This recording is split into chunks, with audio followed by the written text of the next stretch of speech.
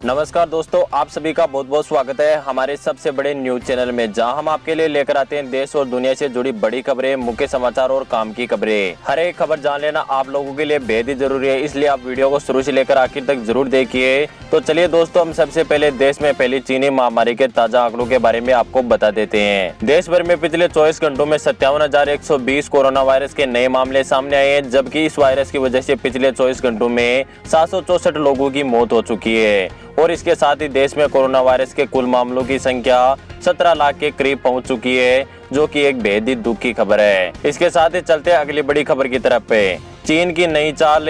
चीन ने अफगानिस्तान और बांग्लादेश से बोला, पाकिस्तान जैसे बनो, हम आपको कोरोना की वैक्सीन भी देंगे और आर्थिक मदद के तौर में पैसे भी देंगे। चीन ने पाकिस्तान को अपना अच्छा पड़ोसी देश बताते हुए कहा कि अच्छा पड़ोसी मिलना खुश नसीब होता है। दोनों देशों के सहयोग से सीखते हुए अफगानिस्तान और नेपाल को भी कोरोना आर्थिक गतिविधियों और आपसी संवाद को लेकर चीन के साथ ही रहना चाहिए, चीन के साथ अच्छी पहल करनी चाहिए और चारों देशों को एक दूसरे का सहयोग करते हुए एक दूसरे के लिए सहायता के रास्ते खोलने चाहिए। सीमा पर भारत के साथ तनाव के बीच चीन नई चाल चल रहा है। चीन की कोशिश है कि वो भारत के पड़ोसी देशों को अपने साथ करके भारत को चारों तरफ से घेरना चाहता है, भारत को कमजोर करना चाहता है। इस मकसद को अंजाम देने के लिए चीन ने पाकिस्तान, अफगानिस्तान, नेपाल के विदेश मंत्रियों के साथ वर्चुअल बैठक भी की। मीडिया रिपोर्ट्स के अनुसार इस बैठक में कोरोना वायरस महामारी, आर्थिक मदद और चीन की महत्वाकांक्षी परियोजना बेल्ट एंड रोड को लेकर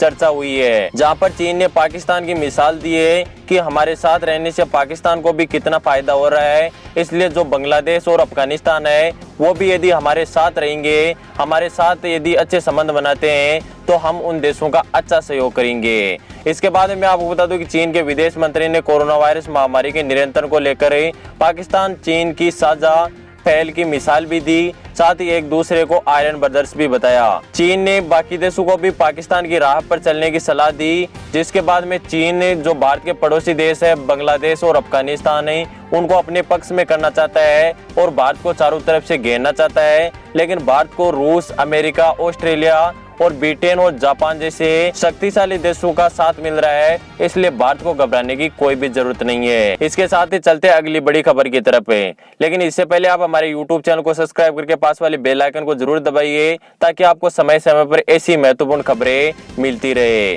अब दोस्तों, उत्तर प्रदेश में बेरोजगारों को मिलेगा हर महीने सरकार के द्वारा बेरोजगारी भत्ता। जानिए किस प्रकार से करे आवेदन है। उत्तर प्रदेश में बेरोजगार युवाओं के लिए सरकार द्वारा शुरू की गई एक नई महत्वाकांक्षी योजना। उत्तर प्रदेश राज्य में शिक्षित बेरोजगार जो भी अपनी शिक्षा के अनुसार रोजगार की खोज कर रहे हैं, परंतु उनकी आर्थिक स्थिति कमजोर होने के कारण वह किसी भी सरकारी और गैर सरकारी नौकरियों में ऑनलाइन आवेदन नहीं कर पाते हैं, तो उनके लिए उत्तर प्रदेश सरकार बेरोजगारी भत्ता आरंभ करने जा रही है। आज ही आप जाकर यूपी बेरोजगारी पंजीकरण कर सकते हैं और सरकार के द्वारा 1000 से 1500 रुपए तक की आर्थिक मदद प्राप्त कर सकते हैं। इस योजना का ऑनलाइन आवेदन पंजीकरण आप ऑनलाइन सरकार की वेबसाइट पर कर सकते हो या किसी भी ई मित्र पर जाकर इसका ऑनलाइन पंजीकरण करा सकते हो, जिसके बाद में हर महीने आपके खाते में 1000 से 1500 रुपए सरकार के द्वारा बेरोजगार भत्ता आपको मिलना चालू हो जाएगा। इसके साथ ही चलते अगली बड़ी खबर की तरफ है।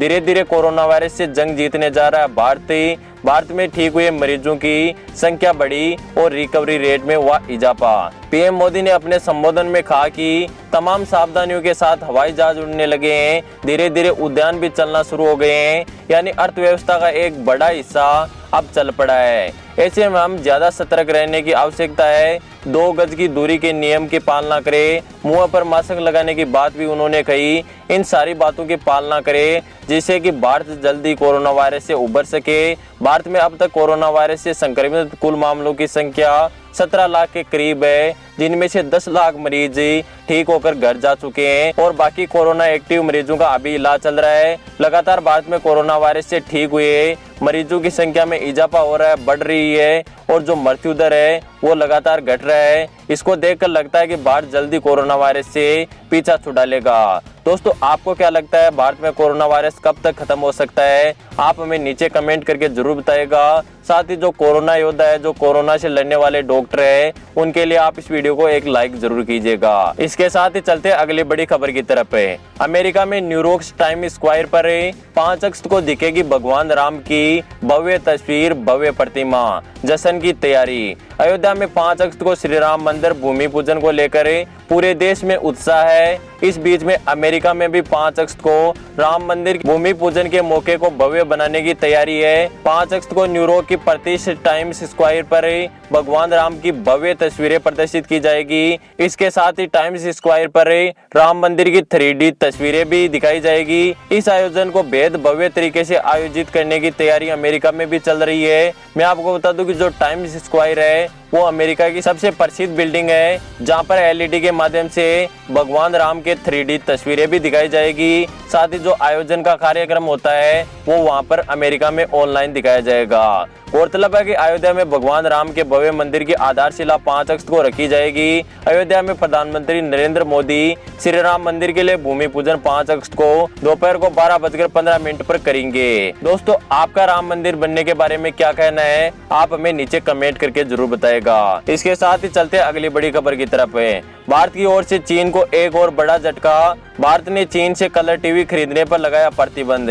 सरकार ने कलर टीवी के आयात पर बृहस्पतिवार को प्रतिबंध लगा दिया है। इस कदम का उद्देश्य है कि टेलीविजन के घरेलू विनिर्माण को बढ़ावा देना और चीन जैसे देशों के गैर जरूरी वस्तुओं की आयात को कम करना है। विदेश व्यापार महानिदेशालय ने एक अधिसूचना में कहा कि कलर टीवी के आयात नीति को मुक्त से बदलकर प्रतिबंधित कर दिया गया है। यह आयात प्रतिबंध 36 सेंटीमीटर से लेकर 105 सेंटीमीटर से अधिक की स्क्रीन आकार वाली कलर टीवी सेट के साथ ही 63 सेंटीमीटर से कम स्क्रीन वाले LED टीवी सेट भी प्रतिबंध की श्रेणी में है। इस प्रतिबंध को लेकर भारत सरकार का उद्देश्य है कि जो भी हमारे घरेलू उत्पाद है, जो भी हमारे घरेलू उद्योग है, जहां पर टीवियों का निर्माण होता है, कलर टीवियों का निर्माण होता है, उनको बढ़ावा देना और विदेशी चीजों पर लगातार प्रतिबंध लगाने के बाद में चीन को इससे काफी भारी आर्थिक नुकसान भी होगा। साथ ही हमारा देश है जो लगातार जो चीजों पर प्रतिबंध लग रहा है उससे आत्मनिर्भर भी बन जाएगा। दोस्तों, भारत सरकार के इस कदम से यदि आप खुश है तो आप हमें कमेंट करके जरूर बताएगा। इसके साथ ही चलते हैं अगली बड़ी खबर की तरफ। 5 अगस्त से इन राज्यों में हो सकती है भारी बारिश। मौसम विभाग के अनुसार पंजाब, हरियाणा, राजस्थान, पूर्वी उत्तर प्रदेश, नागालैंड, असम, मणिपुर, मिजोरम, नई दिल्ली, चंडीगढ़, बिहार, मेघालय, अरुणाचल प्रदेश, उत्तराखंड समेत देश के कई क्षेत्रों में मध्यम बारिश होने की संभावना है। साथ ही दिल्ली NCR में गर्जन के साथ मध्यम बारिश होने की संभावना है। इसके साथ ही चलते हैं अगली बड़ी खबर की तरफ। पेरेंट्स के लिए खुशखबरी। लॉकडाउन में स्कूल फीस मुद्दे पर हाईकोर्ट ने सुनाया अहम फैसला। छत्तीसगढ़ हाईकोर्ट ने लॉकडाउन के दौरान अभिभावकों से वसूली जाने वाली स्कूल फीस को लेकर बड़ा फैसला सुनाया है। कोर्ट ने सोमवार को राज्य शासन के उस आदेश को निरस्त कर दिया जिसमें कहा गया था कि निजी स्कूल लॉकडाउन के दौरान फीस की वसूली स्थगित रहेगी और शिक्षकों को वेतन देना पड़ेगा। अधिवक्ता आशीष श्रीवास्तव ने मंगलवार को इस संबंध में जानकारी देते हुए कहा कि छत्तीसगढ़ हाईकोर्ट के एकल पीठ ने स्कूल फीस से जुड़े राज्य शासन के आदेश को निरस्त कर दिया है, लेकिन साथ ही स्कूलों और अभिभावक दोनों को राहत पहुंचाने के लिए लॉकडाउन की अवधि में सिर्फ प्राइवेट स्कूलें ट्यूशन फीस की वसूली कर सकती है और ट्यूशन फीस वसूली करने के आदेश कोर्ट के द्वारा दिए गए हैं और जो नॉर्मल फीस है वो अभी तक स्टूडेंट से प्राइवेट स्कूलें जब तक लॉकडाउन नहीं खुलेगा तब तक नहीं वसूल सकती। इसके साथ ही चलते अगली बड़ी खबर की तरफ। कोरोना वायरस को देखते हुए भारतीय रेलवे ने किया अपने नियमों में बदलाव।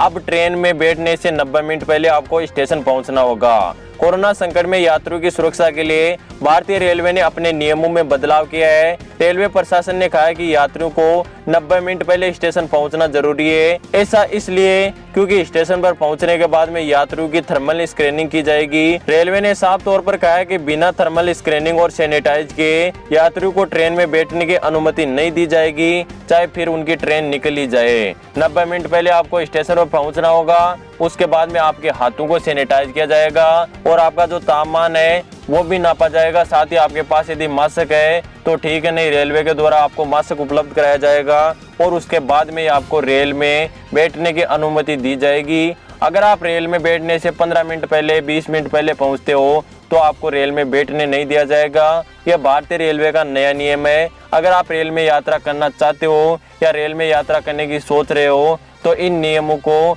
ध्यान में रखते हुए स्टेशन पर पहुंचे। फिलहाल के न्यूज के वीडियो में दोस्तों इतना ही। उम्मीद करता हूं कि आपको दी गई जानकारी पसंद आई होगी। वीडियो पसंद आया तो लाइक जरूर कीजिएगा। आगे भी हमारी वीडियो देखना चाहते हो, ऐसी महत्वपूर्ण खबरें जानना चाहते हो तो अभी हमारे यूट्यूब चैनल को सब्सक्राइब करके पास वाले बेल को दबा के ऑल नोटिफिकेशन को ऑन जरूर कीजिए ताकि आपको ऐसी महत्वपूर्ण खबरें समय समय पर मिलती रहे। मैं मिलता हूं आपको किसी नेक्स्ट न्यूज वीडियो में, तब तक के लिए धन्यवाद। जय हिंद, वंदे।